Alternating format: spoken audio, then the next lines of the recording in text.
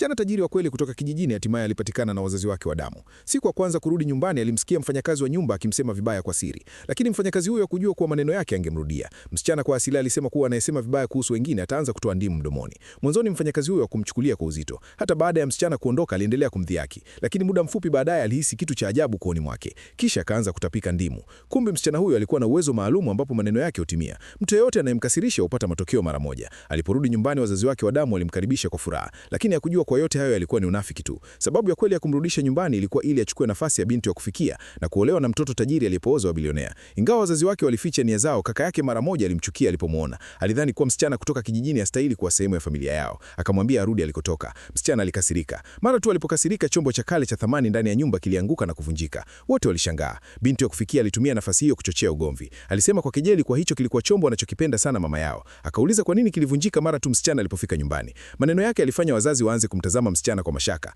Msichana alikaza ngumi kwa hasira akitaka kulipuka. Lakini wakati huo mnyweshaji wa nyumba alikumbuka kwa msichana alikuwa amesema mtu yeyote anayemkasirisha atapata matatizo. Ghafla upepo mkali ukaingia ndani ya chumba na vitu mezani vikaanza kutikisika. Mnyweshaji akaona msichana anakaribia kulipuka kwa hasira, hivyo akamkatiza na kusema labda amechoka na safari. Akamwambia wazazi wake wamemwandalia zawadi nyingi juu chumbani. Msichana aliposikia kuhusu zawadi alifurahi na kukimbia juu kuziona. Baada ya kuondoka, mnyweshaji alivuta pumzi ya fueni. Mama yake akafikiri labda msichana huyo ni mjiga kidogo. Akauliza kama kulikuwa na kitu cha ajabu njiani kutoka kijijini. Mnyweshaji alisema kijiji chote kilionekana cha ajabu. Watu hawakutaka kuagana na msichana alipokuwa anaondoka, lakini mara gari lilipoondoka walianza kusherehekea. Hata hivyo wazazi hawakujali maneno hayo. Walijali tu kuwa msichana huyo hatagundulika kuwa na matatizo ya akili kabla hajachukua nafasi ya binti ya kufikia. Msichana hakujua mipango hiyo. Alipopanda juu alikosea chumba na kuingia kwenye chumba cha binti ya kufikia. Alipoona nguo na zawadi nyingi za thamani ambazo hajawahi kuona, alifurahi sana. Lakini baada ya muda aligundua kuwa kuna kitu hakipo sawa. Kama hicho ni chumba chake, kwa nini kuna picha ya binti ya kufikia ukutani? Akaichukua picha hiyo na kuiweka chini. Kisha akaanza kuchagua nguo anazozipenda. Wazazi waliposikia kelele juu akaenda kuangalia.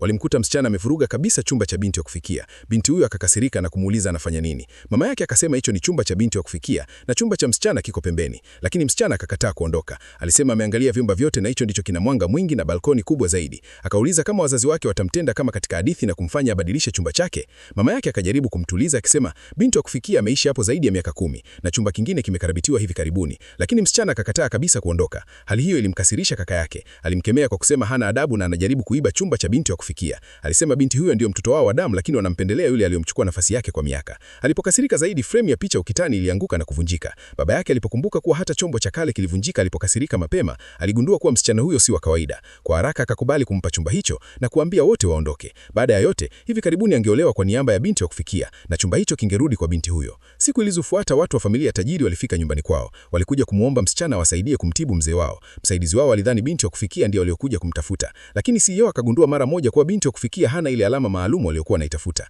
Akaomba aonyeshe mkono wake ili aonyeshe alama iliyoko nyuma ya mkono wake. Kwa mlioipenda hii video, like, share na kucomment maoni yako. Umeionaje hii kazi? Pia usisahau kutufollow Tom TV. Asante.